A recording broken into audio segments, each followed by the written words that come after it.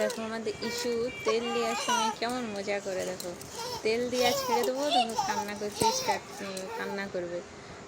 আর যখন এর পায়ে মালিশ করব তখন দেখো আর হাসতে স্টার্ট করবে। দেখো তোমরাই দেখো কত বদমাইশ মেয়েটা, মালিশ করতে দেয় এত সুন্দর ভাবে, ছেড়ে দেবো তখন কান্না করবে, আর আরো মালিশ করবো তখন আরো হাসি। দেখে না, তোমরা নিজের চোখে দেখে না।